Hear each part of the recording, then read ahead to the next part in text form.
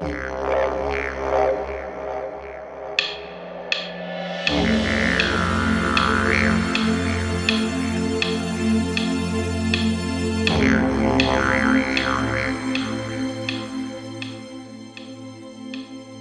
of the things that have always worked in this community, as in other communities, is that we conduct home visits. Firstly, we do that because they're not coming to sit in a sterile office, things like that.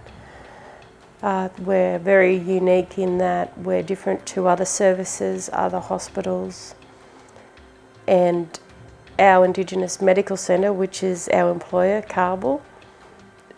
They didn't want to be in that clinical environment either. So a lot of our first initial appointments with the participants are done in the client's home. A lot of our appointments have been done outdoors. We will sit under a tree and talk to a person wherever they're comfortable. That's where we want to talk to them. This PHaMs, it was the best thing, you know, because we can go out into the community, you know, not like set up an office and try and deal with our people. We're out there sitting down with them, yarning with them, asking them how they're going. And sometimes it's not one. Once you go to the house, you see the other problems then. So you're not only dealing with one person, you've got the whole family group. So yeah, so we've taken on families, you know, and helped with the kids, the schooling and that, and getting them into school. And yeah, so me and Kim, we had a lot of things. We were just across the board to everything. And I think that's why PHaM works here, because we're well known in the community. Everybody knows who we are, what we do. And if the elders, you know, they have their young people unwell and that, they'll ring Kim straight away. They know she's going to do it, you know. But, you know, yeah. But Trust.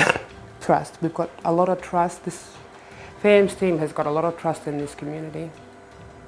And like with Carbal, it was good working hand in hand with Carbal because it was a medical centre. You know, and if our clients went down, we'd have them straight up to hospital. If they missed their depots, it'd come up on our screens. And then that was the task of running around the community, go to one. Yeah, well, they was here yesterday, you'd go over here. So me and Kim be going around. Yeah, no, just to make sure they had their depot. We knew that was important for them, and yeah, so. With the clinical side of things, there's a difference to how we work compared to clinical services that operate. We're not psychiatrists. We are not psychologists. We're peer support workers, and we work in a very close-knit team. So a lot of our clients, there's the stigma as well that they don't want to be marked as a person with a mental illness, which can be very hard, you know, in this community. There's a word that they use amongst their own people, and that's wamba. That word is said in jest, and that term has always been around. If it's said in a derogatory way, you know, that can be very hard for people to deal with, especially if other family members have used that word. However, people know they're putting their hand up and they know that they need some help, and we're there to provide that. So our medical centre is located away from our base, and it's a very welcoming environment, very warm and very loving as well, that they're not marked because they're seen with a person that is a mental health worker. They enjoy this environment as their own. A lot of our people, we didn't like to bring our families out and shame them out like that, you know, like, so we'd keep them home, you know, and we'd try and look after them, like before all this medication and that came about and that.